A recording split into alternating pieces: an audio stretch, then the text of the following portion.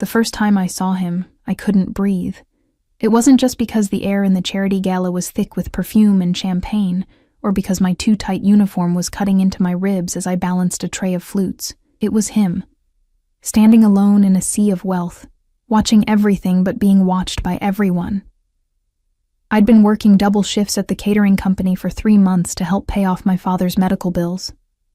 Tonight was supposed to be like any other, invisible in my black and white uniform, floating between guests like a ghost, collecting empty glasses and offering full ones. Nobody ever saw me.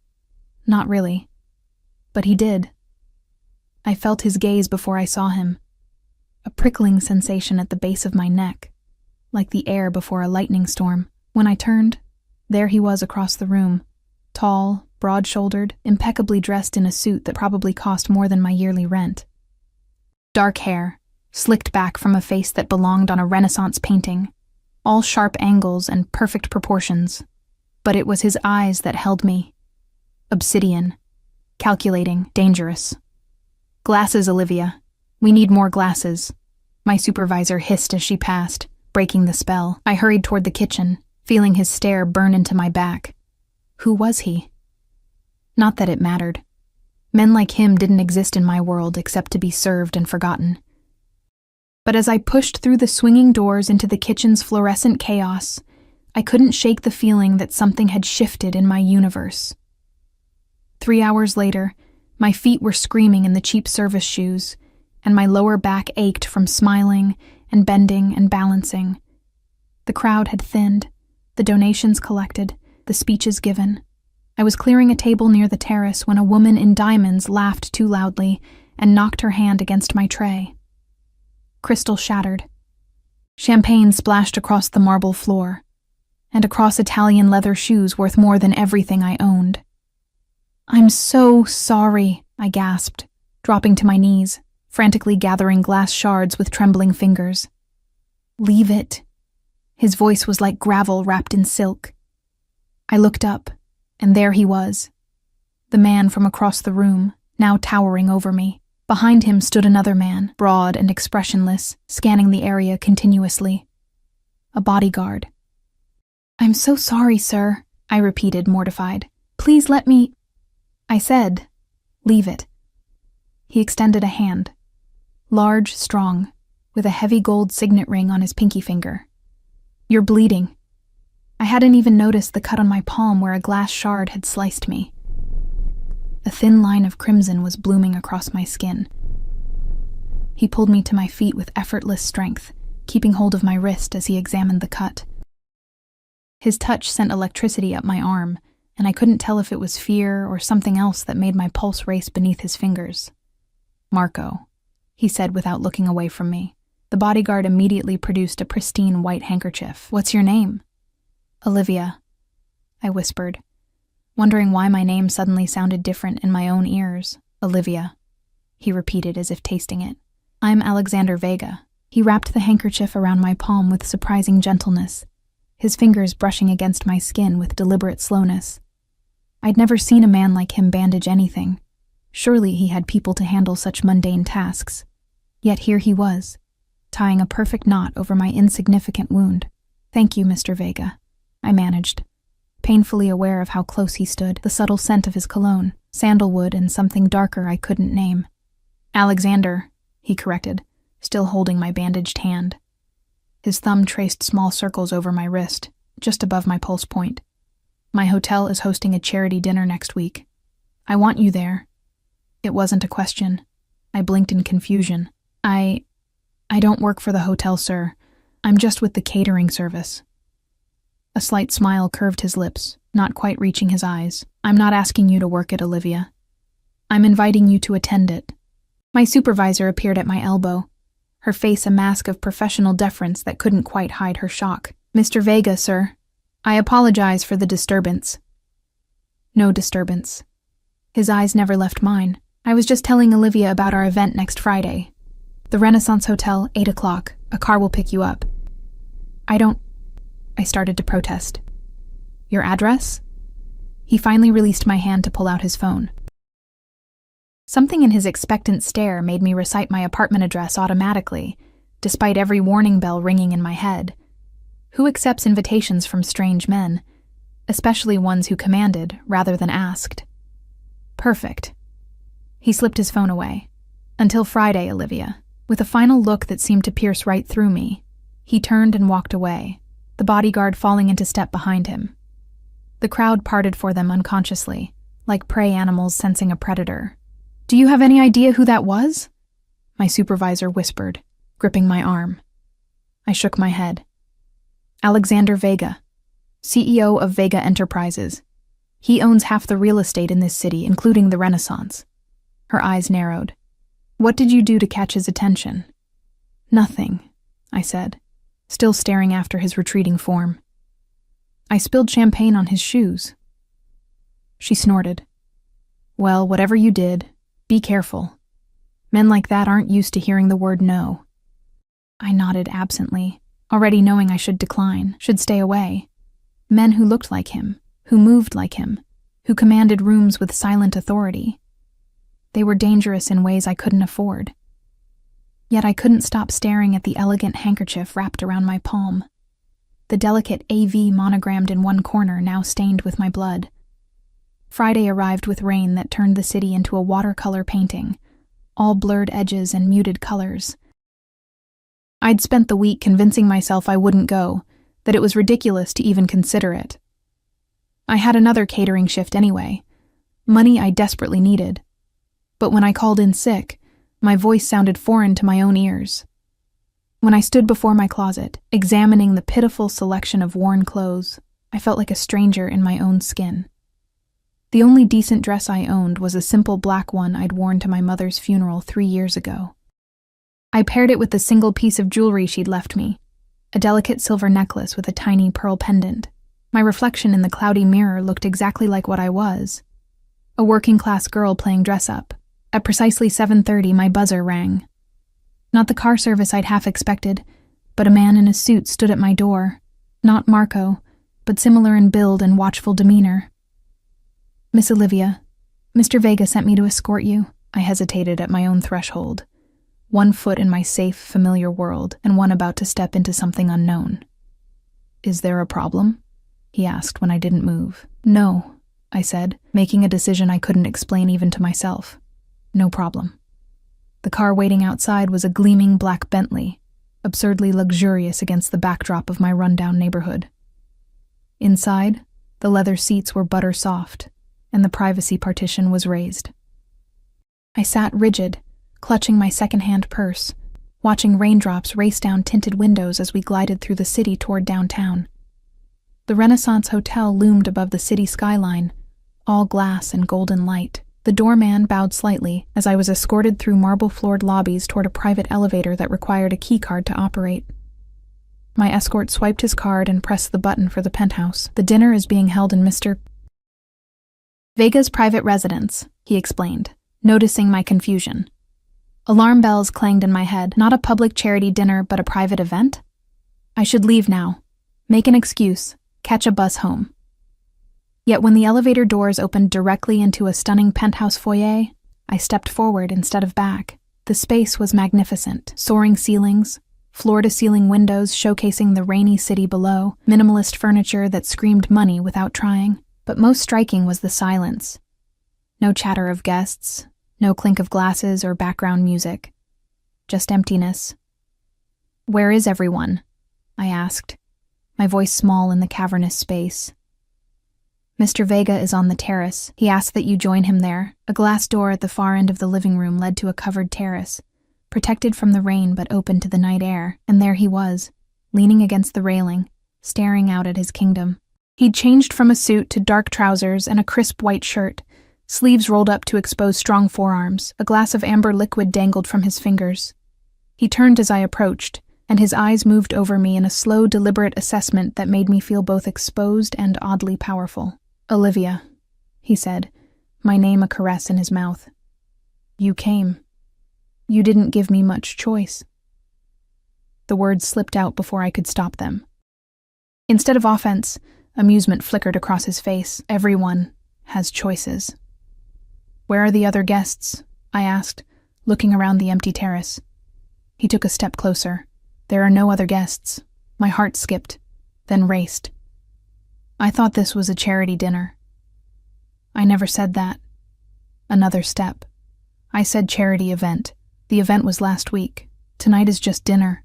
I should have been frightened. I should have turned and run, but something in his gaze held me there. A mixture of intensity and something else I couldn't name. That's deceptive, I said, surprised by my own boldness. Yes. No apology, no explanation. Just calm acknowledgement.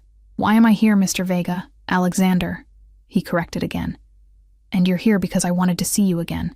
Because you interested me. Because I spilled champagne on your shoes. I meant it to sound light, but my voice trembled. He smiled then, a real smile that transformed his face from handsome to devastating. Because when everyone else in that room was trying desperately to be seen by me, you were trying not to be, because you have fire in your eyes even when you're afraid. And yes, he glanced down at my hand, where the cut was now just a thin red line. Because you spilled champagne on my shoes and apologized like it was a cardinal sin. He moved to a table set for two, pulled out a chair. Have dinner with me, Olivia. Just dinner. Then if you want to leave, my driver will take you wherever you want to go. I should say no. Every instinct screamed it, but as the rain fell around us and the city lights blurred below, I found myself moving toward the chair, toward him. Just dinner, I agreed, letting him push in my chair. His hand brushed my shoulder as he moved away. A touch so light it might have been accidental, if not for the way his eyes darkened when I looked up at him. Just dinner, he echoed, but his voice held a promise that made me shiver. For now. And as he took his seat across from me, I had the distinct feeling I'd just made a deal whose terms I didn't fully understand. Dinner with Alexander Vega was unlike anything I'd experienced. Crystal glasses, silver cutlery that felt heavy in my hands, and food I couldn't pronounce served on china so delicate it seemed to float. But what struck me most was how carefully he watched me, how his eyes followed every movement as if cataloging my reactions for future reference. Tell me about yourself, Olivia, he said, pouring wine into my glass without asking if I wanted it. There's not much to tell, I answered, suddenly self-conscious of my ordinary life. I work 2 jobs. I rent a small apartment. I'm trying to put myself through community college. And your family? I hesitated, the familiar ache returning. My mother died 3 years ago, cancer. My father had a stroke last year. He's in a care facility now. Something shifted in Alexander's expression. A softening around the edges. That's why you work so hard. The medical bills. It wasn't a question. I wondered how much he already knew about me. Whether he'd had me investigated after our first meeting. The thought should have terrified me. Not everyone has a safety net, I said simply. He nodded, swirling the wine in his glass. I understand more than you might think. I wasn't born into this. He gestured to the luxury surrounding us. I built it. How? I asked, genuinely curious. A shadow crossed his face, 1 brick at a time, making choices others wouldn't, taking risks others feared. He leaned forward. Tell me, Olivia. What do you want from life? Not what you think you can have, what you truly want. The question caught me off guard. I'd spent so long in survival mode that dreams seemed like luxury items I couldn't afford. Security, I finally said. Enough money that I don't panic when an unexpected bill arrives. A degree. Maybe my own little business someday. Small dreams, he murmured, but not unkindly. Realistic ones, I countered. His lips curved. What if they didn't have to be realistic? What if you could dream bigger, reach higher? He reached across the table, his fingers brushing mine. What would you want then? The contact sent electricity up my arm. I don't play games I can't win, Mr. Vega. Alexander, he corrected automatically. And maybe you've never had the right teammate. There was something hypnotic about him, the intensity of his focus, the way he made me feel like the only person in the world. Warning bells rang distantly in my mind, but his gravity pulled stronger. After dinner, he led me to the edge of the terrace where the city sprawled below us like a carpet of stars. Beautiful, isn't it? He said, standing close enough that I could feel his heat. All those lights, all those lives. Do you ever feel lonely up here? I asked impulsively. Above everyone else? He turned to look at me, something unreadable in his expression. Perceptive, he murmured. Yes. The higher you climb, the thinner the air becomes. Fewer people can breathe at this altitude. Is that why I'm here? You needed company?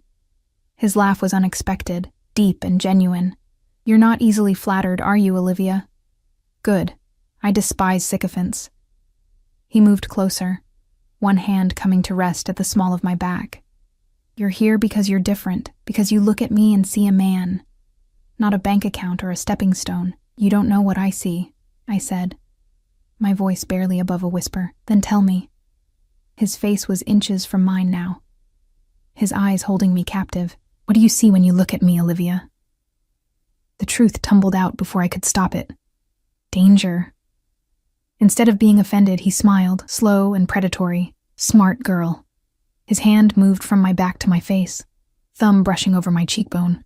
You should be afraid. You should walk away right now. But he was leaning closer, and I wasn't moving. Why? I breathed. Because you shouldn't flirt with dangerous men, he whispered, lips a breath away from mine. And I am very, very dangerous. His kiss was gentle at first. A question. An opportunity to pull away, but when I didn't, something unleashed in him. His arms encircled me, pulling me against his chest as the kiss deepened, became hungry, demanding. My hands found their way to his shoulders, feeling the coiled strength beneath fine cotton. When he finally broke away, we were both breathing hard, and the look in his eyes made my knees weak. Possessive, triumphant, and still hungry. I should go, I said, though everything in me wanted to stay. He nodded, though his arms didn't loosen.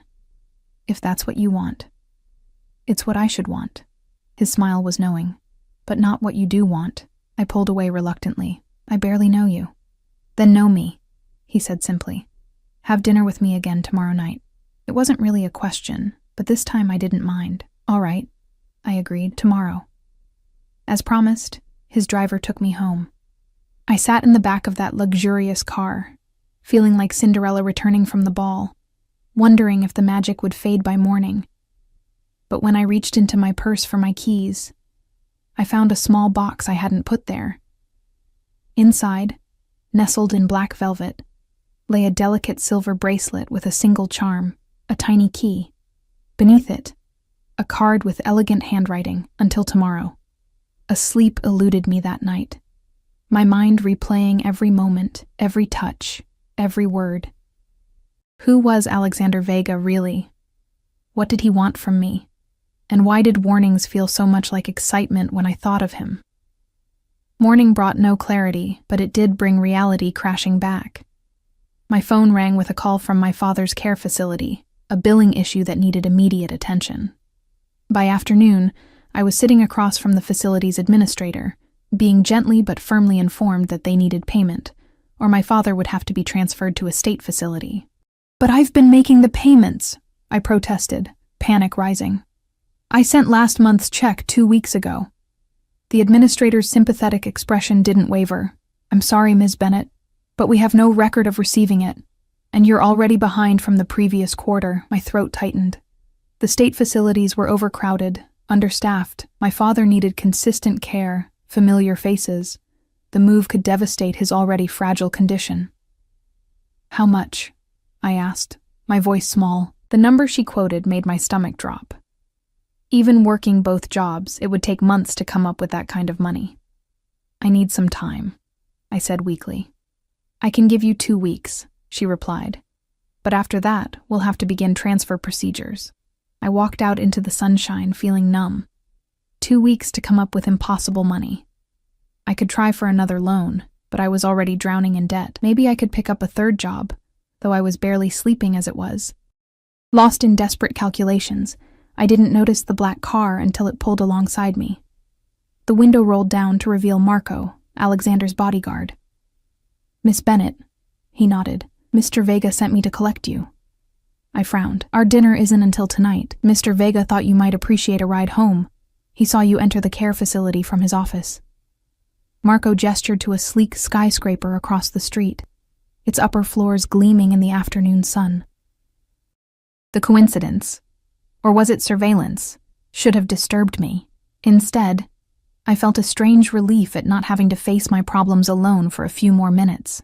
I slid into the back seat, expecting emptiness, but found Alexander himself waiting. He took one look at my face and frowned. What's wrong? I shouldn't tell him. It wasn't his problem, and I'd known him for all of one day.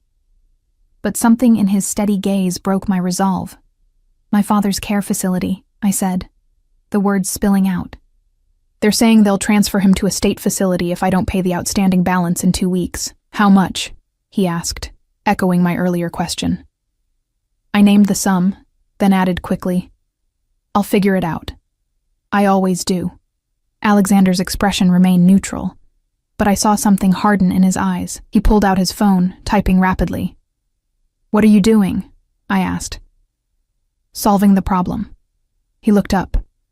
Give me the name of the facility. No, I said, surprising both of us. I appreciate it, but no, I can't accept that kind of money from someone I barely know. Can't. Or won't. His voice was soft but held an edge. Both, I said firmly. This is my responsibility. He studied me for a long moment, then tucked his phone away. I respect your independence, Olivia. It's admirable. Foolish, but admirable. It's not foolish to stand on my own feet. It is when you're drowning and refuse a lifeline. He leaned closer. But we'll find another way. We? His smile was enigmatic. I protect what's mine. The possessiveness in his voice should have sent me running. Instead, it sent heat coursing through me. I'm not yours, I said. But my protest sounded weak even to my own ears. No? He reached out, fingers brushing the silver bracelet I'd put on that morning. Yet here you are, wearing my gift, in my car, having accepted my invitation for tonight. What would you call it? I had no answer for him. Come, he said, changing the subject smoothly. I have something to show you before dinner. The car took us not to the hotel, but to an upscale office building downtown. Alexander guided me through a private entrance, his hand at the small of my back, both protective and possessive. Security guards nodded deferentially as we passed. In the elevator, he used a key to access the top floor. What is this place? I asked, as we stepped into a luxurious reception area with Vega Enterprises displayed prominently on the wall.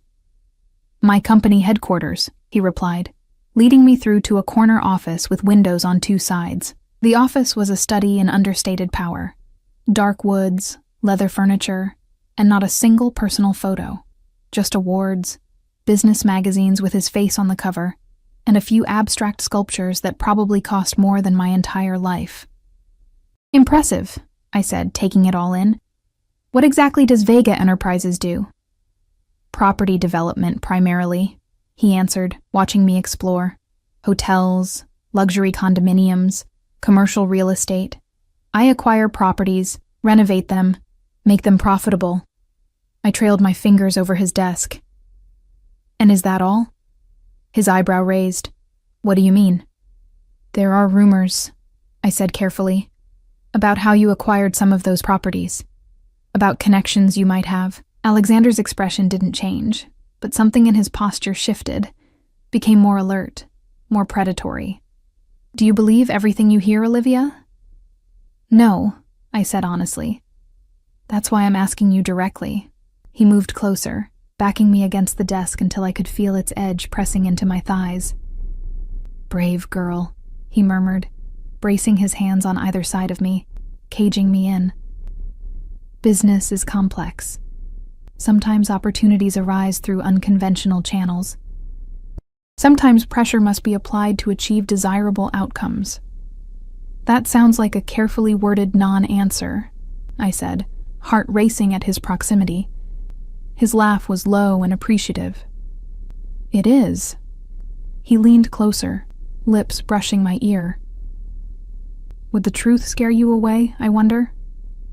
Try me, I challenged, though fear and something darker, more thrilling, coursed through me.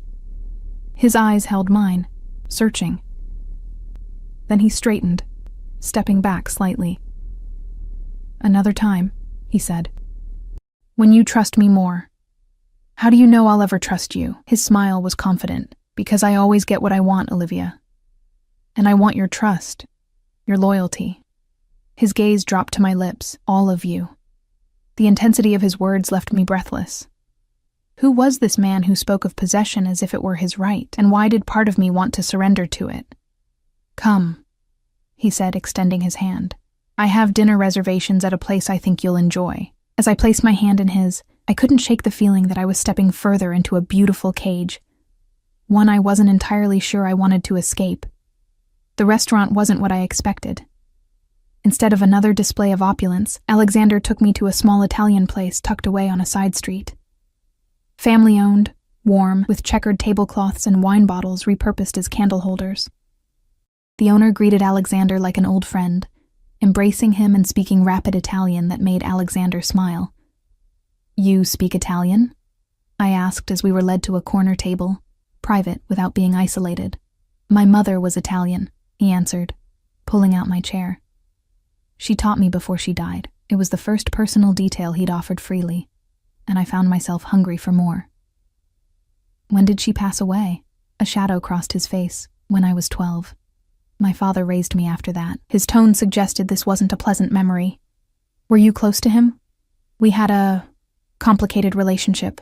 Alexander unfolded his napkin with precise movements. He taught me many things, though not always kindly.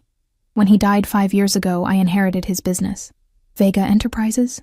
Something flickered in his eyes, among other ventures. Before I could press further, the owner returned with a bottle of wine, pouring without asking if we wanted it.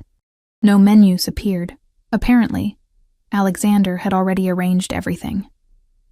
Antonio's family has owned this restaurant for 3 generations, Alexander explained.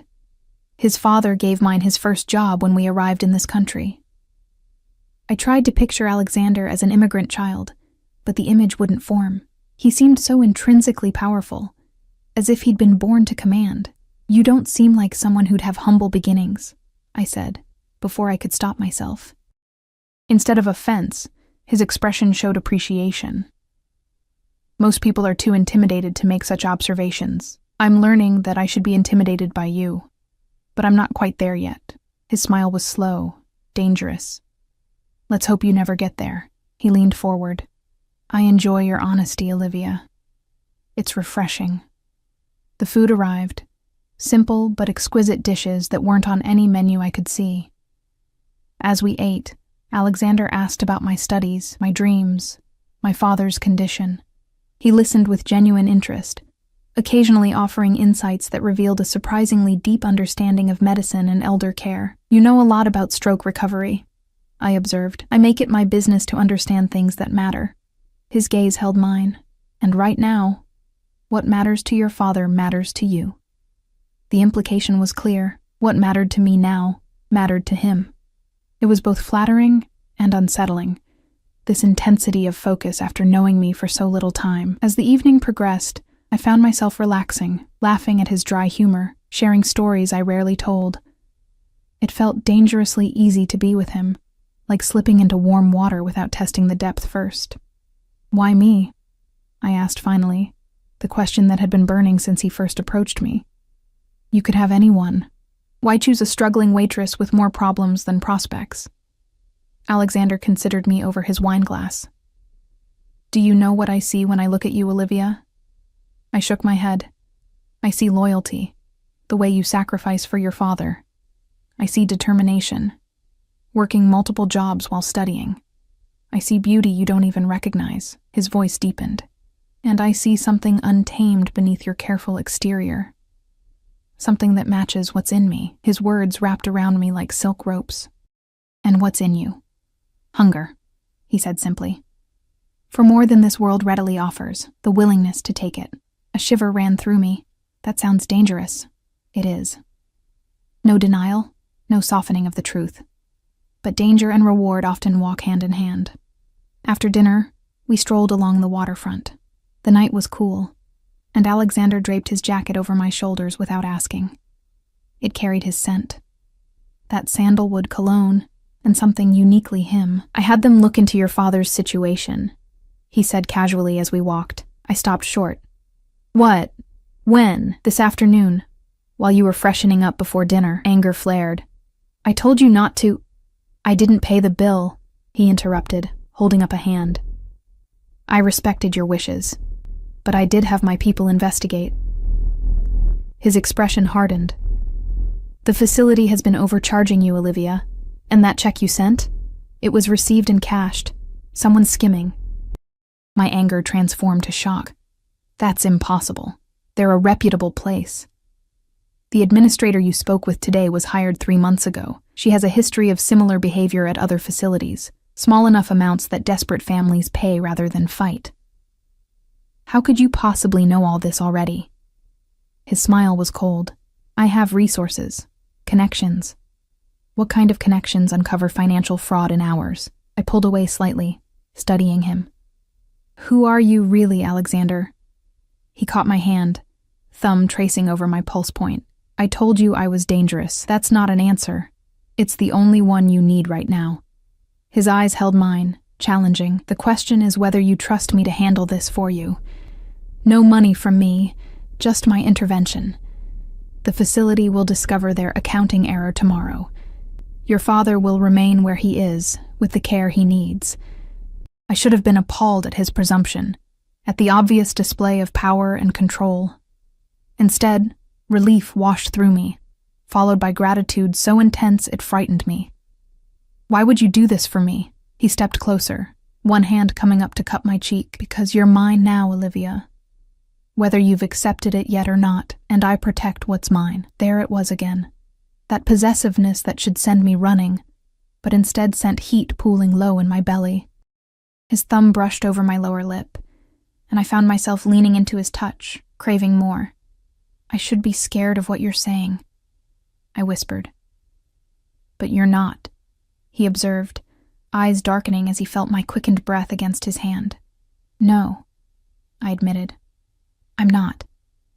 His kiss was different this time, claiming, consuming. My back met the railing as he pressed against me, one arm circling my waist while his other hand tangled in my hair. I melted into him, all reason drowned by the heat of his mouth, the solid strength of his body against mine. When we broke apart, both breathing hard, something had shifted between us, a decision made without words. Come home with me, he said, his voice rough with desire. I hesitated only a moment before nodding. Yes. The drive back to his penthouse passed in a blur of anticipation and stolen kisses. In the elevator, he pressed me against the wall, his hands exploring with possessive intent that left me gasping.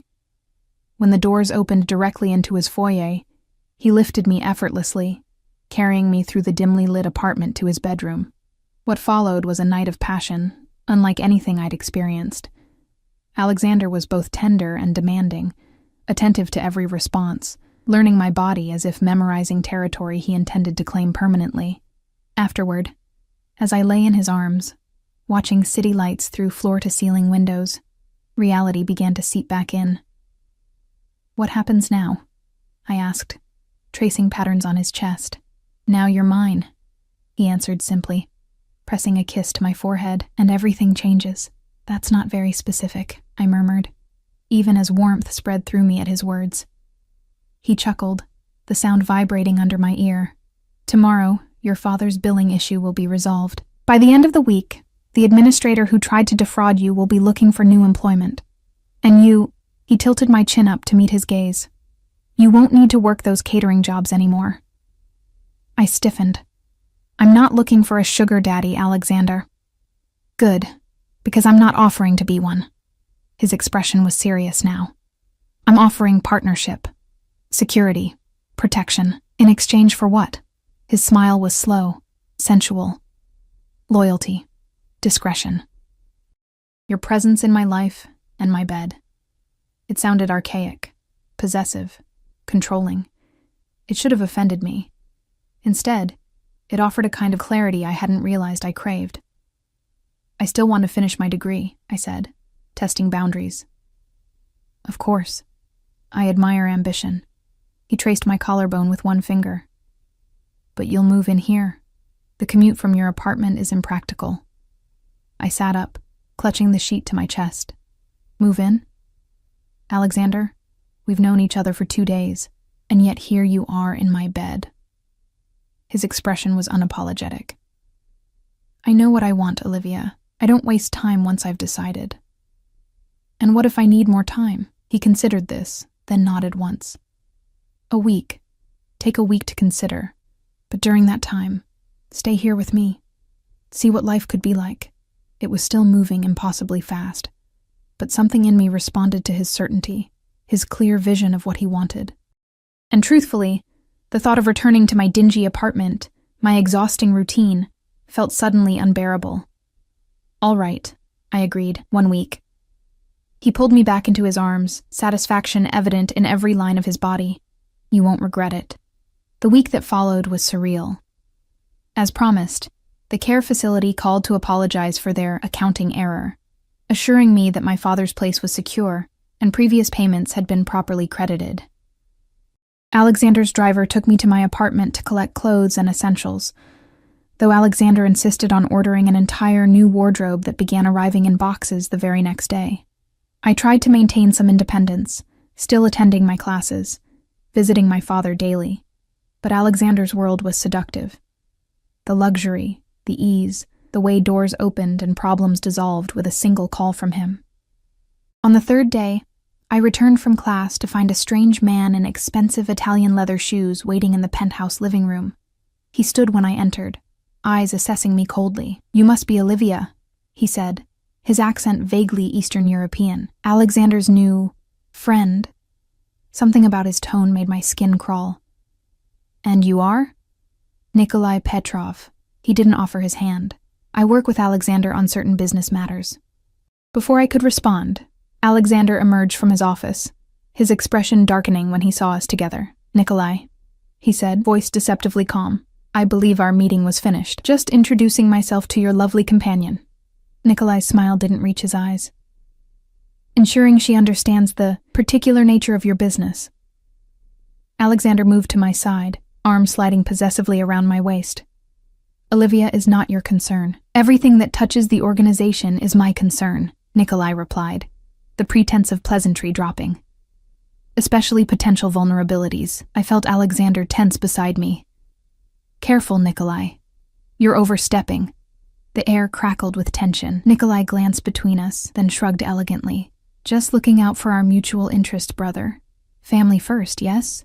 Brother?" I looked at Alexander in confusion, but his expression revealed nothing. "We'll continue this discussion later," Alexander said, in private.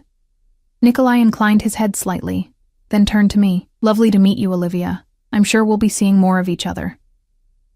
His smile sent ice down my spine. "Welcome to the family." As he left, Alexander's grip on me tightened almost painfully. "What was that about?" I asked once the elevator doors closed. "He called you brother. Is he your family?" Alexander's jaw tightened, not by blood, by business. He turned to me, expression inscrutable. "There are aspects of my life I haven't shared with you yet, Olivia. Complications." "What kind of complications?" He hesitated, something I'd never seen him do before, the kind that make relationships difficult. Fear mingled with curiosity. "Are you married? Is that it?" He actually laughed, though the sound held little humor. "No, nothing like that. I'm talking about my business interests. They're more diverse than I initially explained." I remembered my earlier suspicions, the rumors I'd heard. "You're not just a CEO, are you?" His eyes held mine for a long moment. "No," he finally said. "I'm not." Alexander led me to the sofa, his movements measured and controlled. I could feel tension radiating from him as we sat, a careful distance between us. "My father was Salvatore Vega," he began, watching my face closely. "Does that name mean anything to you?" I shook my head. "He came to this country from Sicily in the 1970s. He started with nothing, working in restaurants like Antonio's. But he had ambitions."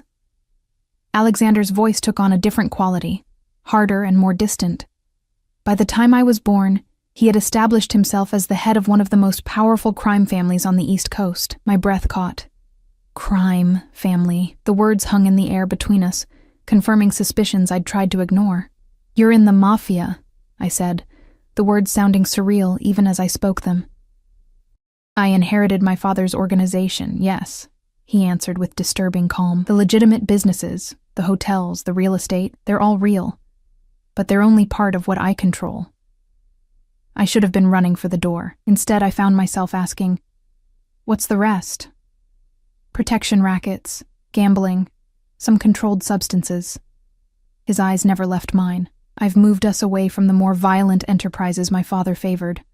Modernized operations. But at its core, it's still what it's always been, a family that operates outside conventional law. And Nikolai, my father's right-hand man, had a son. We were raised together after my mother died. He expects to inherit everything if I don't produce an heir. Alexander's smile was cold. He's ambitious, impatient. My mind raced, connecting dots I'd previously ignored. The bodyguards, the way people deferred to him, the mysterious connections that uncovered fraud in hours, the care facility administrator. I said slowly, what's going to happen to her? Nothing permanent, Alexander assured me too quickly. She'll be encouraged to resign, find employment far from here. The casual way he spoke of manipulating someone's life sent a chill through me. Have you hurt people, Alexander? He considered the question carefully. I've done what was necessary to protect what's mine. Sometimes that has required decisive action, a diplomatic answer that told me everything I needed to know. Why are you telling me this now? I asked, voice barely above a whisper. Because Nikolai is right about one thing. You need to understand what you're getting into. Alexander moved closer, taking my hands in his. I want you, Olivia. Not just for now, but permanently. But I won't trap you in a life you don't choose with full knowledge. The gesture was oddly honorable for a man who'd just confessed to leading a criminal organization. I pulled my hands away, standing to put distance between us. You're a criminal, I said, the reality finally settling in. Everything you have, this penthouse, the cars, the power, it's all built on illegal activities. Some illegal, some legal, he corrected, remaining seated. The lines blur when you have enough influence. That doesn't make it right. No, he agreed surprisingly. But it makes it real. This is who I am, Olivia, the man who kissed you, who held you last night, and the man who leads an organization that operates in shadows. I wrapped my arms around myself, trying to think clearly. Everything in me said to leave now, to run back to my safe, struggling life. But another part, a part I barely recognized, was drawn to his raw honesty, to the power he wielded so effortlessly. If I stay, I said slowly. What would that mean? For me? For us? Hope flickered in his eyes. It would mean security, real security. Not just financial, but physical. No one would dare touch what belongs to Alexander Vega. He stood, approaching me cautiously like I was a wild animal that might bolt. It would mean luxury, yes, but also purpose. You could finish your degree, start that business you dreamed of. I would give you everything, in exchange for being yours. I echoed his earlier words. Yes. No pretense, no sugarcoating. My companion. Eventually, perhaps more. Your wife? I couldn't keep the surprise from my voice. His smile was grim. In our world, family matters, bloodlines matter, an heir matters. The casual mention of children, our children, stole my breath. This is insane. We barely know each other. I know everything I need to know about you. He was closer now, his scent enveloping me. Your loyalty, your strength, your fire. You don't know if I can live with what you do. With what you are. He touched my face gently. That's for you to decide, now that you know. I should have pulled away, should have gathered my meager belongings and left. Instead, I found myself leaning into his touch, craving the certainty he offered in a world that had given me nothing but struggle. I need time, I whispered. To think. Of course. He pressed a kiss to my forehead. Take all the time you need. I'll have Marco drive you home. Home. My dingy apartment suddenly seemed like a distant memory rather than the place I'd lived for years. I'll stay tonight, I decided, and think about everything. Tomorrow I'll give you my answer. Relief washed over his features. Thank you. He pulled me into his arms, and despite everything, I felt safe there. Whatever you decide, know that these days with you have been extraordinary. That night, we didn't make love. Instead, Alexander held me as I stared at the ceiling, my mind turning over impossible choices. By morning, exhaustion had claimed me, and I woke to an empty bed and a note on the pillow. Business meeting. Back this afternoon. Whatever you decide, the car is yours to use. Beside the note lay a small box containing a key fob with the Bentley's logo. I spent the morning in a daze, wandering the penthouse, trying to imagine a life here, a life with him. A life connected, however peripherally, to criminal enterprises. Could I justify it? Could I live with myself? Around noon, I used the key fob to have the driver take me to visit my father. The facility staff were almost comically deferential now, the administrator nowhere to be seen. My father seemed better today, more alert. Even remembering my name, a good day in the unpredictable journey of stroke recovery. "Who's that?" he asked when Marco appeared at the door, indicating it was time to leave. "Just a friend, Dad," I said, kissing his forehead. His eyes, cloudy but still perceptive, studied me. Different clothes. Nice clothes. He reached out, touching the silk blouse I hadn't been able to afford a week ago. Someone taking care of my girl? The simple question brought tears to my eyes. For so long, I'd been the one taking care of everyone else. "Maybe, Dad," I whispered. "Maybe." On the drive back, I made a decision. I would tell Alexander I needed more time, weeks, not days, to consider a future with him.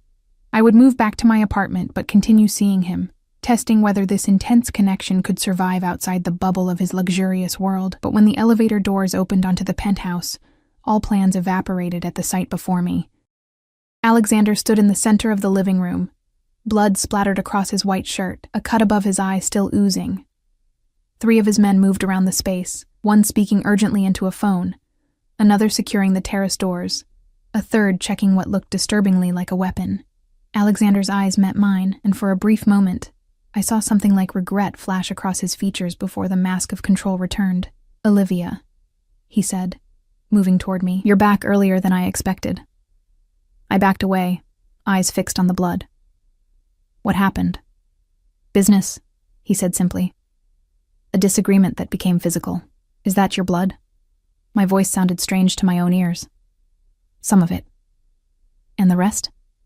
His expression hardened. The man who thought he could threaten what's mine. Fear and revulsion washed through me. This was the reality of his world. Not just power and luxury, but violence and blood. "I can't do this," I said, the words tumbling out. "This isn't who I am, Alexander. I can't be part of this." Something dangerous flickered in his eyes. "You're upset. Understandable. Let me clean up and we'll talk." "No." I shook my head, backing toward the elevator. "I'm leaving. Now." He moved with surprising speed, placing himself between me and the exit. "Olivia, listen to me. What you saw, this isn't typical. There are aspects of my business that sometimes require force, yes. But this isn't your concern, your world. But it's yours," I countered. "And if I'm with you, it becomes mine too." Tears threatened, but I blinked them back. I thought I could compartmentalize, separate the man I was falling for from what he does. But I can't. Pain crossed his features, so raw and genuine it nearly broke my resolve. "Don't make a permanent decision in a moment of shock," he said quietly. "Give it time. Give us time." "I need to go home."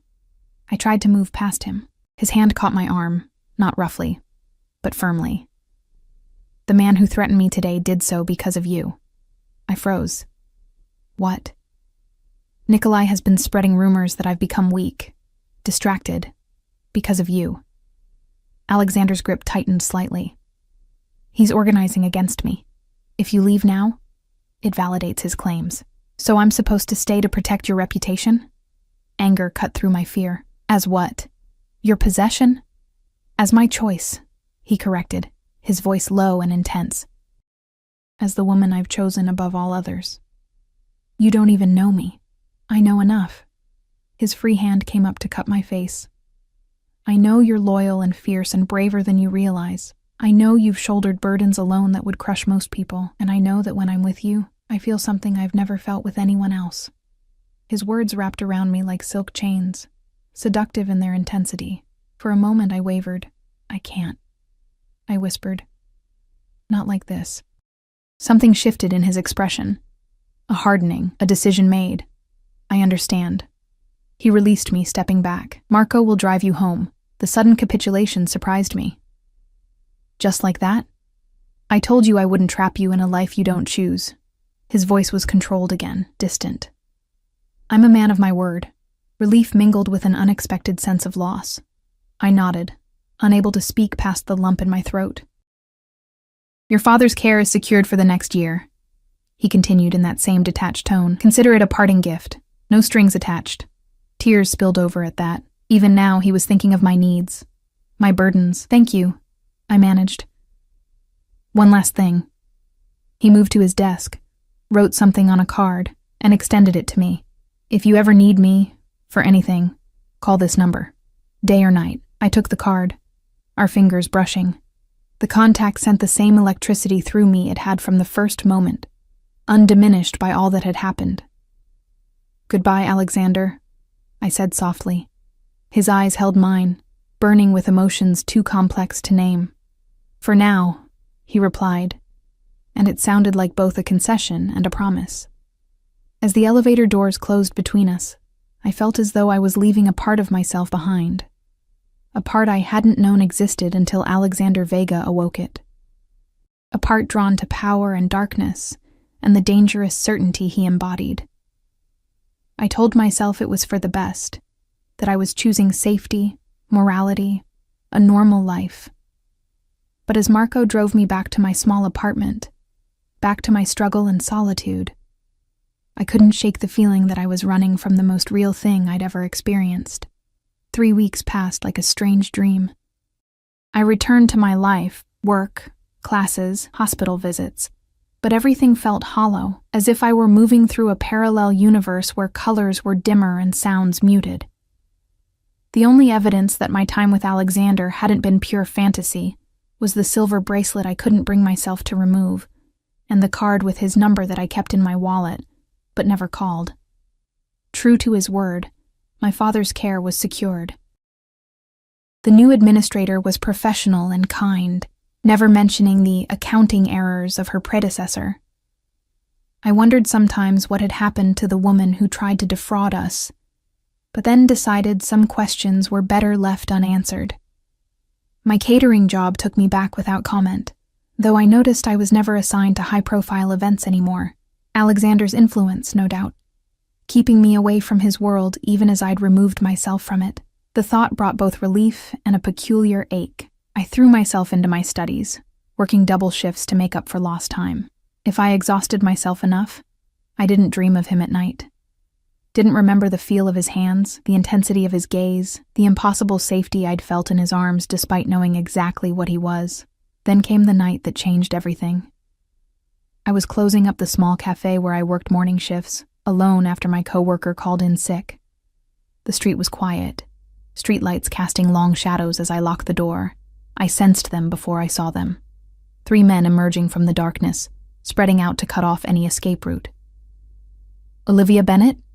The one in the center spoke, his accent similar to Nikolai's. "We have a message for Alexander Vega." Fear froze me in place as I realized what was happening. I don't have anything to do with Alexander Vega anymore. The man smiled coldly. "That's not what our information suggests. He's been having you watched, still cares what happens to his little pet." He stepped closer. "Which makes you useful." I backed away, fumbling for my phone. "I'll call the police." They laughed, the sound chilling in the empty street. "By all means. If they arrive quickly, perhaps they'll find your body before it gets too cold." My back hit the wall of the building. There was nowhere to run. No one to hear if I screamed. In desperation, I reached into my bag, bypassing my phone for the card I'd carried for weeks. As they advanced, I pressed the number with trembling fingers. It rang once before connecting. "Olivia." Alexander's voice, tense and alert despite the late hour. "Alexander," I gasped. "There are men." "Where are you?" The question was sharp, urgent. "Outside the cafe.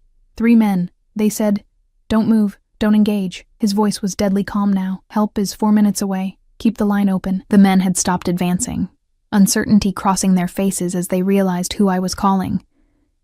"You think he'll get here in time?"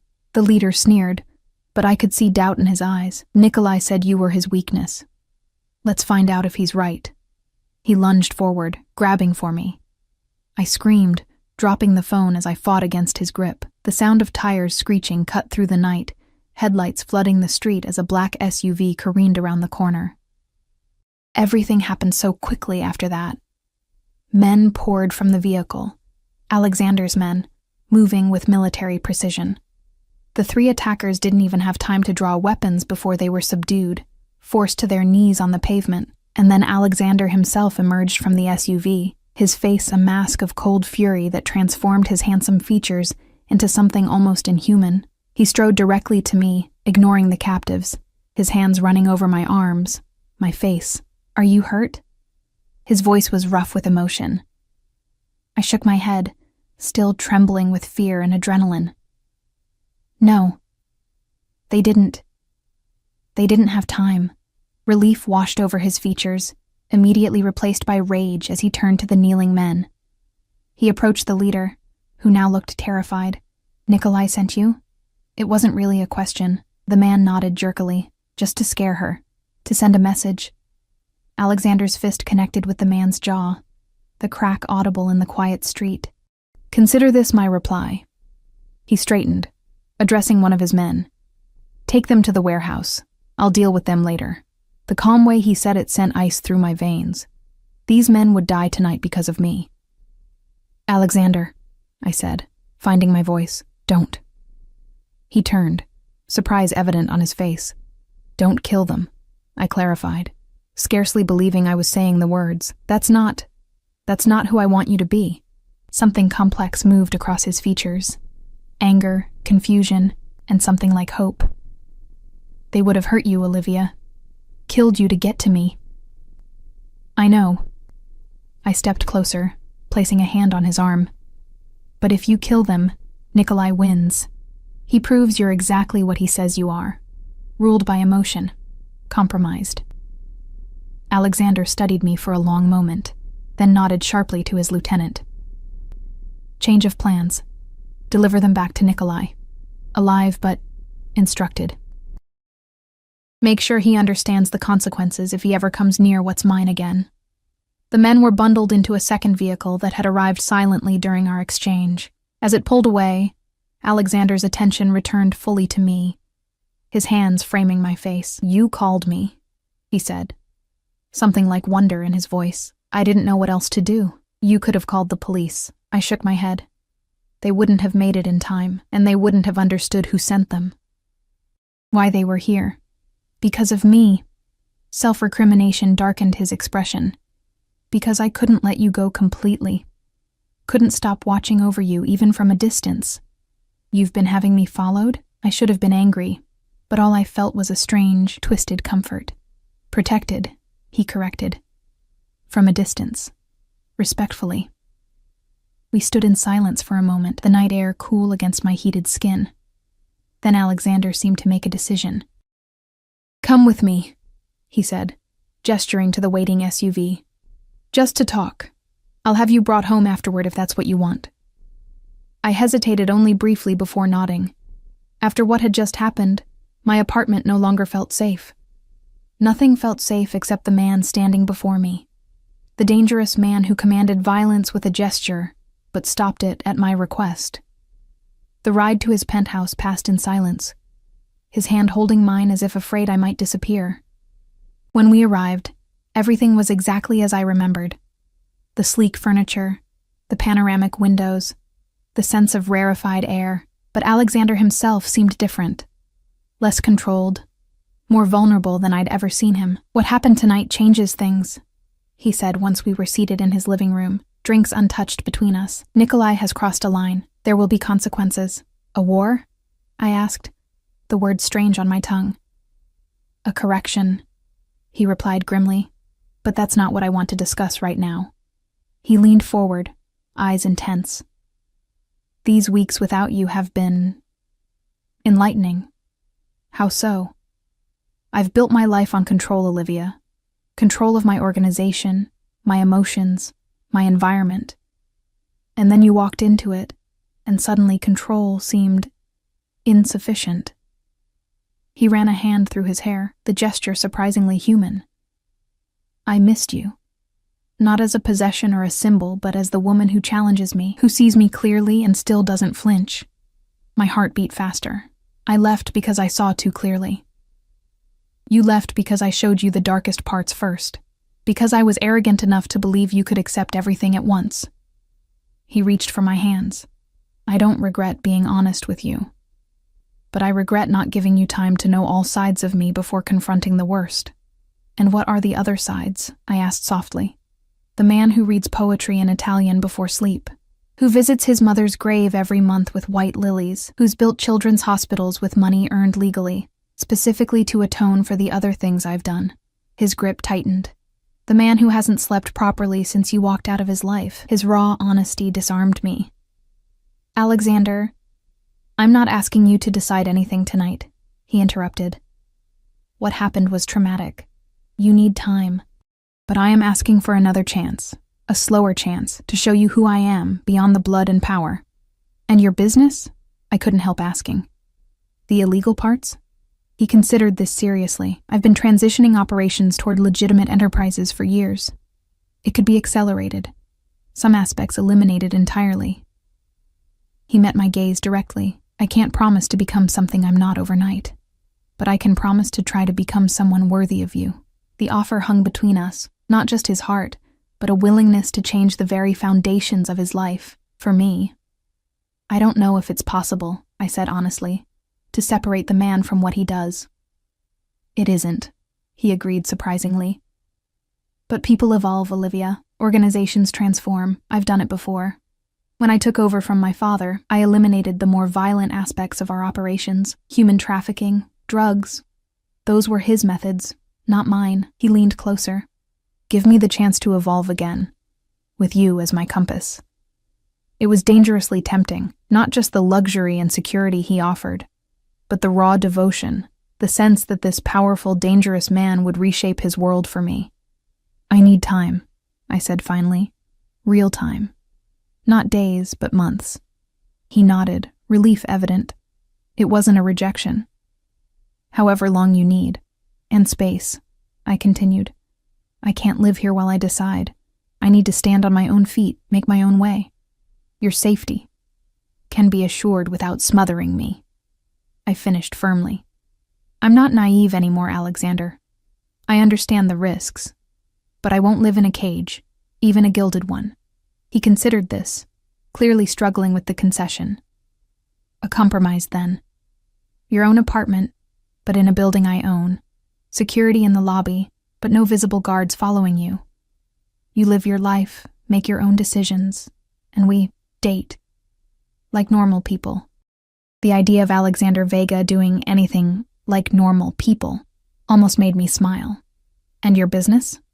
We'll continue its transition to legitimate enterprises. You'll see the progress yourself. His eyes held mine. I meant what I said, Olivia. You make me want to be better. A better man. A better leader. Perhaps even a better husband and father someday.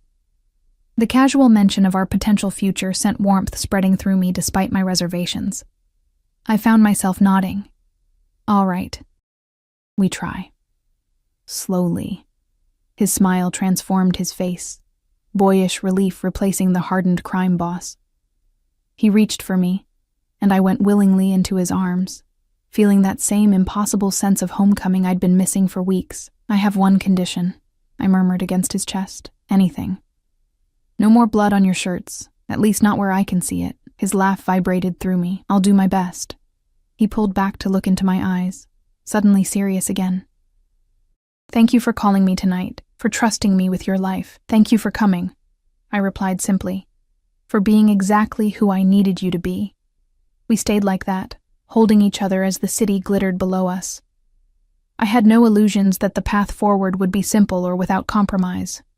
Alexander Vega was still a dangerous man with a dangerous empire, but he was also a man willing to change, to evolve, to become something new for love. And I was a woman strong enough to guide that evolution while maintaining my own principles, strong enough to love the complexity of him, the darkness and the light. As his lips found mine, sealing our new beginning with a kiss that held both passion and promise, I knew that whatever came next would be extraordinary, difficult, complicated, sometimes frightening, but never ordinary, never half-lived. "You shouldn't flirt with dangerous men," he whispered against my lips, echoing his words from that first night. I smiled, tangling my fingers in his hair. "Too late for that warning, don't you think?" His answering smile was both tender and predatory. "Much too late. You're already mine." And as I surrendered to his kiss, I realized a fundamental truth. He was also mine. The Mafia boss, the businessman, the lover, the protector. All of him, for better or worse. And somehow, against all odds and wisdom, that felt exactly right.